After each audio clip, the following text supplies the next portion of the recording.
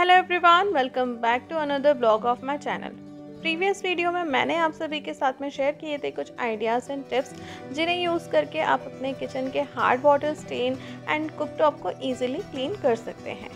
इस वीडियो में मैं आप सभी के साथ में शेयर करूंगी कुछ ऐसे आइडियाज़ एंड टिप्स जिन्हें यूज़ करके आप अपने किचन चिमनी के जो फिल्टर्स हैं उन्हें किस तरह से आप इजीली क्लीन कर सकते हैं। And wooden chopping board and spatulas जो हमारे किचन में सबसे ज़्यादा यूज़ होते हैं उन्हें आप किस तरह से क्लीन एंड मेंटेन कर सकते हैं।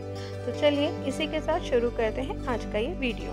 सबसे पहले मैंने चिमनी के जो फिल्टर्स हैं उन्हें निकाल लिया है एंड एक सिंपल सा सॉल्यूशन जो कि मैं किचन क्लीनिंग के लिए डेली यूज़ करती हूँ, water, vinegar and dish liquid का जो सॉल्यूशन है उससे चिमनी का टॉप एंड साइड का जो पोर्शन है उससे मैं क्लीन कर लूँगी, क्योंकि कुकिंग करते टाइम जो ग्रीस है वहाँ पे चिमनी के टॉप पार्ट पे भी डिपॉजिट हो जाता है। एंड इसी सॉल्यूशन के साथ मैं जो कैबिनेट है उन्हें भी क्लीन कर लूँगी। ये जो कैबिनेट्स हैं ये मेरे कुकटॉप के जस्ट ऊपर हैं, तो यहाँ पे भी काफ़ी ज़्यादा ग्रीस डिपॉजिट हो जाता है एंड इन्हें अगर टाइम टू टाइम नहीं क्लीन करें तो एक डिफ़िकल्ट टास्क हो जाता है, क्योंकि एक साथ आपको काफ़ी सारी क्लीनिंग करनी पड़ जाती है। तो हर 15 डेज़ में या 8 डेज़ में जब भी आपको अपने टाइम के अकॉर्डिंग आप क्लीनिंग इस तरह से करते रहेंगे तो आपका जो क्लीनिंग है वो बहुत ज़्यादा डिफ़िकल्ट आपके लिए नहीं होगा।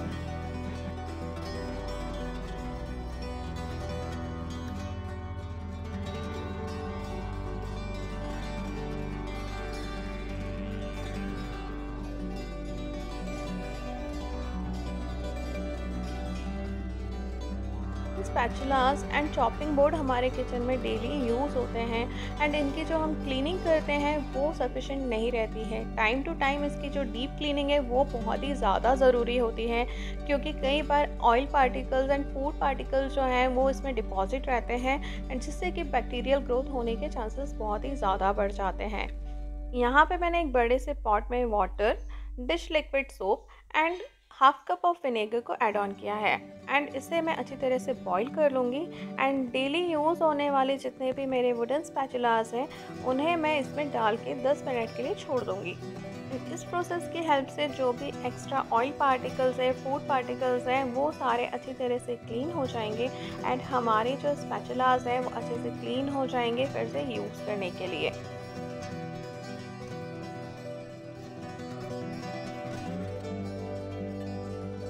ये देखिए ऑयल पार्टिकल्स है काफ़ी सारे यहाँ पे निकले हैं एंड इन स्पैचुलास को मैं अब नॉर्मल वाटर से वॉश करके इन्हें ड्राई होने के लिए रख दूँगी। स्पैचुलास जब तक ड्राई हो रहे हैं तब तक मैं जो कुकटॉप के स्टैंड्स हैं उन्हें, चिमनी के जो फिल्टर्स हैं उन्हें सोक करके रख दूँगी वार्म वाटर में, जिससे कि जो ग्रीस है क्लीनिंग के टाइम पे वो इजीली निकल जाएगा। मैं इन्हें अपने किचन सिंक में ही सोक कर दूंगी एंड वार्म वाटर के साथ में मैं ऐड करूंगी dish liquid soap and vinegar. यहाँ पे मैं क्लीनिंग विनेगर का यूज़ कर रही हूँ, अगर आप चाहें तो नॉर्मल विनेगर भी यूज़ कर सकते हैं। विनेगर की हेल्प से जो आपका ग्रीस है जो कि डिपॉजिट है किचन चिमनी के फिल्टर्स वगैरह में वो भी इजीली क्लीन हो जाएगा। ये जो क्लीनिंग विनेगर है ये आपको इजीली ऑनलाइन भी मिल जाएगा एंड इसे मैं यूज़ करती हूँ अपने सिंक की क्लीनिंग के लिए एंड जो भी मुझे क्लीन करना होता है जिसमें कि विनेगर यूज़ होता है जो कि सॉल्यूशन है या अदर कुछ चीज़ों को क्लीन करना है तब मैं इस क्लीनिंग विनेगर को ही यूज़ करती हूँ। अगर आप चाहें तो इसकी जगह नॉर्मल विनेगर को भी यूज़ कर सकते हैं। एंड स्पैचुलास यहाँ पे ड्राई हो चुके हैं तो आप एक नॉर्मल सा सैंड पेपर लेके इन्हें अच्छी तरह से रब कर दीजिए, जैसे कि एक्स्ट्रा जो भी रफनेस है वो क्लीन हो जाएगी एंड आपके जो स्पैचुलास है फिर से स्मूथ हो जाएंगे।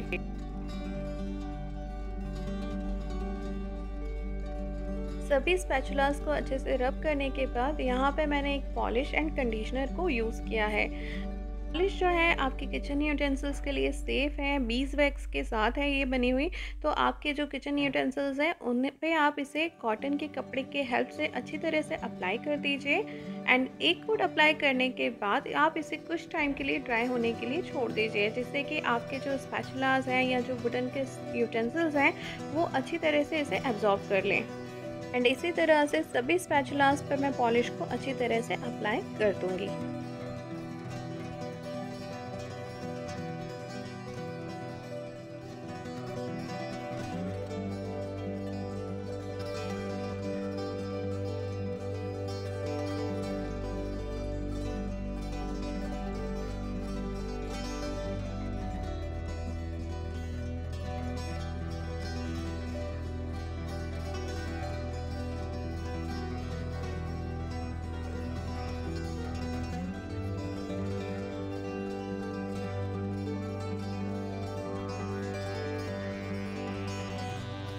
पॉलिश अप्लाई करने के बाद मैंने कुछ टाइम के लिए इन्हें छोड़ दिया था। अब यहाँ पे मैं कंडीशनर को अप्लाई करूँगी इनके ऊपर, जिससे कि जो अच्छी सी एक शाइन है आपके यूटेंसिल्स पे वो आ जाएगी एंड आपके जो स्पैचुलास हैं या यूटेंसिल्स हैं वो फिर से नए यूटेंसिल्स की तरह दिखने लगेंगे।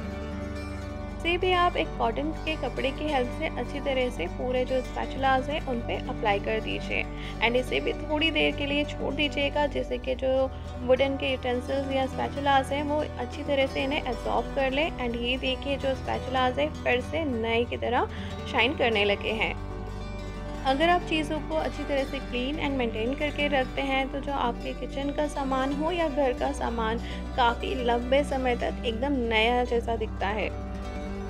एंड अब जितने भी मेरे चॉपिंग बोर्ड्स हैं उन्हें मैं क्लीन कर लूँगी। चॉपिंग बोर्ड्स पे हम फ्रूट्स को भी कट करते हैं, वेजिटेबल्स को भी कट करते हैं एंड कई बार जो फ्रूट्स के कलर है वो इस पे रह जाते हैं। तो यहाँ पे मैं लूँगी baking soda and half lemon मैंने लिया है।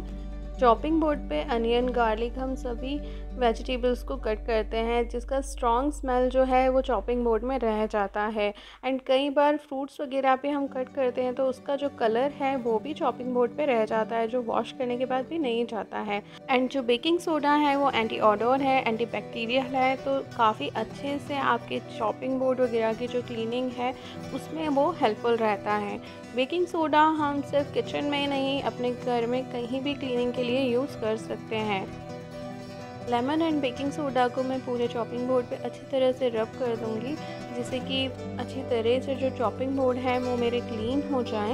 एंड इसे रब करने के बाद मैं थोड़ी देर के लिए इसे छोड़ दूंगी एंड नॉर्मल वाटर के साथ इसे वॉश कर लूँगी। नॉर्मल वाटर के साथ मैं इसे वॉश करके एंड ड्राई होने के लिए रख दूँगी। एंड ये जो प्रोसेस है मैं 15 डेज़ में एक बार ज़रूर करती हूँ, जिससे कि चॉपिंग बोर्ड में किसी भी तरह का बैक्टीरियल जो ग्रोथ है वो ना हो।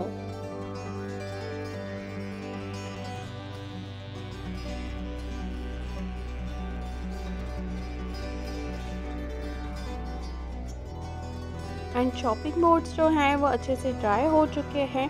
तो जिस तरह से हमने स्पैचुलास पे पॉलिश एंड कंडीशनिंग की थी उसी तरह से हम चॉपिंग बोर्ड पे भी पहले स्क्रब करके पॉलिशिंग एंड कंडीशनिंग कर देंगे, जिससे कि जो हमारे चॉपिंग बोर्ड्स हैं वो एकदम नए की तरह हो जाएंगे।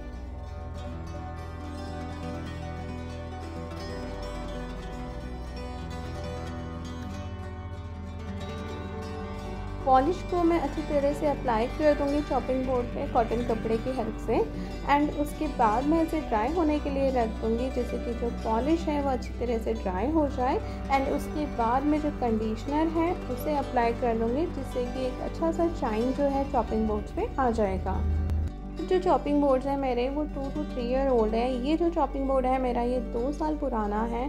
मैं इसे 15 डेज़ में एक बार अच्छे से पॉलिश कर देती हूँ एंड रब कर देती हूँ, जिससे कि इसकी जो शाइन है वो भी अभी तक बनी हुई है एंड चॉपिंग बोर्ड भी जो है वो नए की तरह लगते हैं। एंड किसी भी तरह का बैक्टीरियल इन्फेक्शन जो है वो नहीं होता है, क्योंकि आप इसकी टाइम टू टाइम प्रॉपर जो मैं क्लीनिंग है वो कर देती हूँ।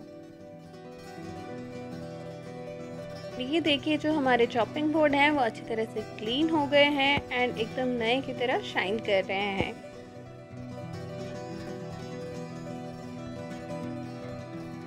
पॉलिश जो है वो अच्छी तरह से ड्राई हो चुका है एंड अब मैं कंडीशनर को अप्लाई कर दूंगी। एंड ये टोटली ऑप्शनल है, अगर आप चाहें तो पॉलिश लगा के भी इसे छोड़ सकते हैं, लेकिन कंडीशनर से जो है एक अच्छा सा शाइन आ जाता है।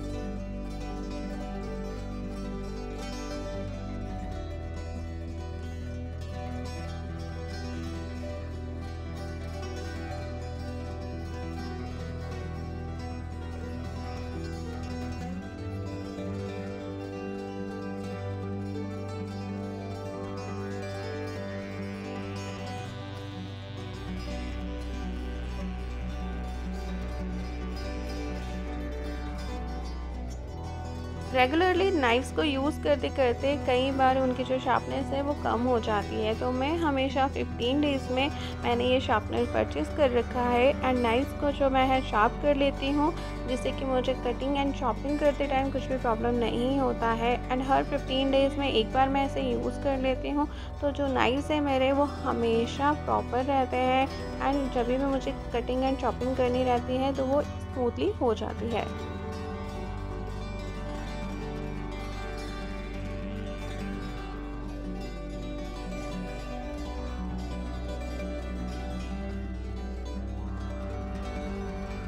एंड ये देखिए थोड़े से एफर्ट्स के बाद मेरे जो नाइफ्स हैं, चॉपिंग बोर्ड है, स्पैचुलास हैं, फिर से नए जैसे हो गए हैं। एंड किचन में जब भी आप काम करते हैं, अगर चीज़ों को प्रॉपर आप मेंटेन करके रखते हैं तो आपके लिए वो बहुत ही ज़्यादा हेल्पफुल रहता है।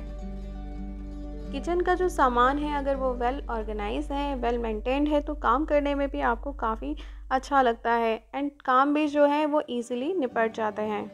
इसी तरह वीक के स्टार्टिंग में मैं मसाला बॉक्स को भी अरेंज कर लेती हूँ। अगर कुछ मसाला उसमें कम है उन्हें भी मैं फिल कर देती हूँ, जिससे कि पूरा जो वीक है वो बहुत ही मेरा अच्छे से निकल जाता है। कुकिंग करते टाइम मुझे मसालों के लिए इधर उधर परेशानी नहीं होती है।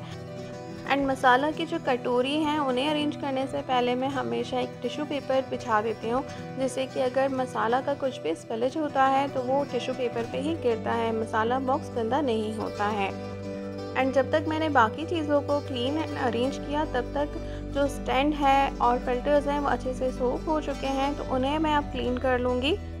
अच्छे से सोक होने की वजह से जो फ़िल्टर्स हैं और स्टैंड है वो बहुत ही इजीली क्लीन हो रहे हैं। मुझे फ़िल्टर्स को क्लीन करने में ज़्यादा एफर्ट्स नहीं लगाना पड़ रहा है। एंड ये देखिए जो ग्रीस है वो अच्छे से सोक करने के बाद इजीली रिमूव हो जा रहा है। आप इसे अपने नॉर्मल जो स्क्रब पैड है उससे क्लीन कर सकते हैं। ये जो फ़िल्टर्स हैं आप इन्हें डिश वॉशर में भी वॉश कर सकते हैं। मैं हमेशा इन्हें डिश वॉशर में वॉश कर लेती हूँ एंड ये काफ़ी अच्छी तरह से क्लीन हो जाते हैं। यहाँ पे मैंने आपके साथ एक आइडिया शेयर किया है कि अगर आपके पास डिश वॉशर नहीं है तो आप इस तरह से भी जो फ़िल्टर्स हैं उन्हें क्लीन कर सकते हैं। जब मेरे पास डिश वॉशर नहीं था तब मैं इसी तरीके से जो फ़िल्टर्स हैं उन्हें क्लीन करती थी। सोक करके रखने के बाद जो है वो फ़िल्टर्स जो है बहुत ही आसानी से क्लीन हो जाते हैं। आप बस एक स्क्रब पैड की हेल्प से उसे रब कर दीजिए एंड जो चिमनी के फ़िल्टर्स हैं वो बहुत ही अच्छी तरह से क्लीन हो जाते हैं। एंड अगर कहीं कॉर्नर में कुछ ग्रीस रह रहा है तो आप एक ब्रश का यूज़ कर सकते हैं पुराने, एंड बहुत ही ईजीली जो फ़िल्टर है वो क्लीन हो जाते हैं। एंड ये देखिए जो फ़िल्टर्स एंड स्टैंड है वो अच्छे से क्लीन हो चुके हैं। एंड अब मैं इन्हें नॉर्मल वाटर के साथ वॉश कर लूँगी। एंड ये देखिए जो ग्रीस था वो अच्छे से निकल चुका है एंड फिल्टर्स एंड स्टैंड जो है वो बहुत ही अच्छी तरह से क्लीन हो चुके हैं।